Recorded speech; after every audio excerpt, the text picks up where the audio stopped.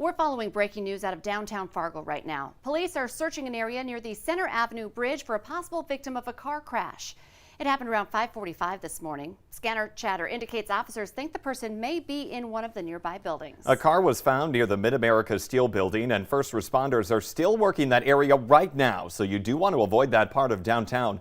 2 fire trucks are on scene, and police squad cars are now blocking the Center Avenue Bridge on both the Fargo and Moorhead side. Stay with us right here on the Valley today as we continue to follow the breaking news happening right now. A second man is now facing charges in connection with a shooting at a South Fargo apartment complex, but he's not yet in custody, and that's keeping a neighborhood on edge. We spoke with both Cass and Clay County jails just a short time ago, and neither has him in custody just yet.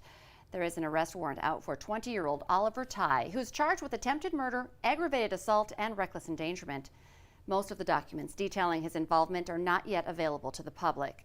But we do know that one of them alleges Ty shot at Jerome Kuhn and Ophelia Qua and hit Qua in the hand or head, causing permanent damage. Kuhn was arrested on Sunday and is now charged in the case, including aggravated reckless endangerment. Police say the public is at risk because there are a number of people involved in this case who are still on the loose.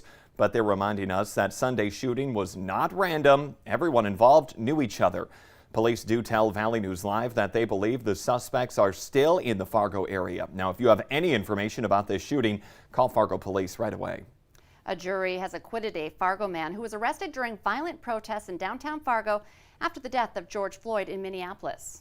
Jurors deliberated for less than 30 minutes before finding 24-year-old Nagasi Burr not guilty of engaging in a riot and preventing arrest.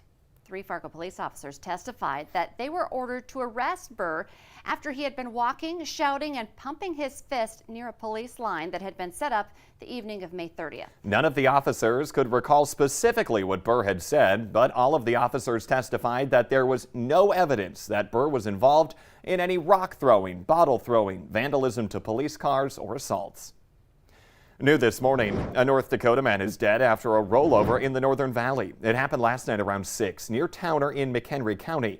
State troopers say the driver's SUV entered a ditch, vaulted over a field approach, and then rolled. The victim was partially thrown out of the vehicle during the crash and then pinned underneath the vehicle. He died at the scene. The North Dakota Highway Patrol plans to release his name later today, but they do say he was a 51-year-old from Carlsruhe, North Dakota. The Department of Homeland Security is warning the nation faces threats from violent domestic extremists, emboldened by the U.S. Capitol assault. It's the first such warning in about a year. The agency is monitoring online chatter among those who may be inspired by false election narratives. It says this heightened threat environment could persist now over the coming weeks. A big improvement in the weather. We are above zero as we start off our Thursday morning. Let's check in with Summer to see what we can expect as the day goes on. Good morning. Yeah, we're starting with warmer temperatures and mostly cloudy skies with just a couple breaks in the clouds, as you can see on our Valley Sky Cam facing off to the west. As far as temperatures go, we are at 13 degrees above zero here in Fargo at this hour, 10 degrees in Fergus Falls, 11 out in Jamestown, but 11 degrees below zero up in Baudette. They were 20 degrees below earlier this morning, so temperatures have been improving. Over the last 24 hours, Grand Forks, you've warmed up 26 degrees, 22 degrees warmer than at this time yesterday in Devil's Lake and Fargo, 25 degrees warmer up in Bemidji. However, a wind chill advisory does remain in effect for the northern Minnesota counties, shaded in this blue-green color until 9 a.m. Our wind chills right now, it feels like 26 degrees below in Baudette, 20 degrees below is your wind chill in Langdon, 16 below in Hallock, 14 below in Thief River Falls. So you still need to bundle up as you're headed out the door this morning, even though most of our temperatures are above zero. Heading out the door, heading to work or school today, we will have breezy conditions, breeze out of the southeast, sustained in the teens with some gusts into the 20s. So you will feel it a bit of a breezy day, mostly cloudy skies. But as we head into that lunchtime hour, all of us above zero, including along the international border into the single digits above zero, and most of us in the teens to near 20 in the south for that evening drive time. Heading into the weekend, we no longer have a first alert weather day headline for Saturday, although I still expect some snow, generally around 1 to 2 inches for much of our region, with the bulk of the accumulation off to the east in eastern Minnesota. There is still some time for this to change, but overall I don't expect much snow. Warming up in temperatures heading into the beginning of February, but our next first alert weather day is on Wednesday for a chance for some heavy snow along with some wind. Sounds great. Thank you. 8 people accused in a scheme to bilk Minnesota's Medicaid program out of more than $860,000 have been charged with a combined 46 counts of felony theft. Minnesota Attorney General Keith Ellison says the alleged ringleader told investigators that she recruited friends and family members to fake or exaggerate medical conditions so they would qualify for personal care assistance services. She allegedly then enlisted others to charge for services that never happened. Property taxes and increasing home values can be challenging to homeowners over the age of 65, so lawmakers in North Dakota are looking at a few new options to ease the property tax burden on people who struggle to afford it. A bill working through the state legislature would freeze taxes for some groups at their current value, and another idea would discount the value. The House is considering spending the next 2 years studying the options to make a change at the next legislative session in 2023. Severe flooding is forcing people living at the Moorhead Rehab Center on Highway 10 to get care hundreds of miles away. An executive for the facility says 26 residents are at their sister facilities elsewhere in Minnesota. Waterline repairs are underway, but there's still no word on what caused the break or when people will be able to return. North Dakota's COVID-19 risk level is dropping down to low, and that means more leeway for bars, restaurants, and even event venues starting tomorrow morning, as long as social distancing can still be maintained. Bars and restaurants can increase occupancy to 80% and up to 300 people. Banquet, ballrooms, and event venues can increase to 75% of room capacity. Changes, they kick in at 8 tomorrow morning. Governor Doug Burgum is moving the state from moderate to low risk because of a drop in active cases. They are at their lowest level now since mid-August. Some Minnesota seniors had luck on their side, and they won this week's COVID vaccine lottery. Nearly 230,000 Minnesotans over 65 registered for that COVID lottery. That total includes 11,000 who were already on the waiting list from last week. Yesterday at 7 a.m., the Minnesota Health Department started contacting about 9,000 of them, which is 4% of those who signed up. This lottery style is a change from the first week when a method of first come, first served led to a lot of problems.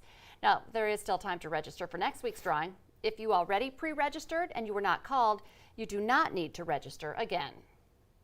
If you're looking to stay on top of the latest vaccine information, get the new VNL Vaccine Tracker. Here's how you do that. Open your phone's camera, point it at the QR code that's on your screen right now, then tap the link that pops up. You can also just download that free VNL News app. There is a tab right on the homepage of that app that's called Vaccine Tracker. You can find it there as well. Sanford Health joins forces with the local media for 12 hours today to raise funds for the Children's Miracle Network. This hour is known as a Power Hour, and to explain exactly what that means, we check in live with the Valley Today's Brian Sherrod. Good morning, Brian. And good morning, Jordan and Lisa. It's exactly like you just said. This is starting the Power Hour. Of course, I'm here with Deb Hansen to talk a little bit about what's going to be going on. So with this being Power Hour, explain to people what is going to be happening right now. Okay. For the Radiothon, there's a Power Hour from 7 to 8, sponsored by Frederickson and Byron Legal. That'll be a match for the next hour for the Radiothon. So call in and donate. This is all about the Children's Hospital. And I am Deb Hansen. I'm the Peds Trauma Program Coordinator at the hospital. Longtime PICU nurse, going on year 44. So the Peds Trauma Program is my baby. This is my friend, Debbie. She's my outreach education, kind of a frumpy little doll, but she's wearing a cervical collar, which is very important in the treatment of pediatric trauma.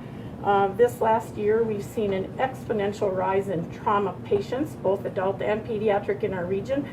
People thought with COVID, people would probably stay home, but in fact, our numbers and the data reflect that. From March till November, the peds trauma numbers and adult trauma numbers went up exponentially. So we have a huge need for supportive trauma patients, specifically pediatric traumas, because that's my gig. And we have a lot of need for multi-system services, monitoring equipment, supportive education. We have new providers. We have pediatric neurology, pediatric nephrology, pediatric surgery.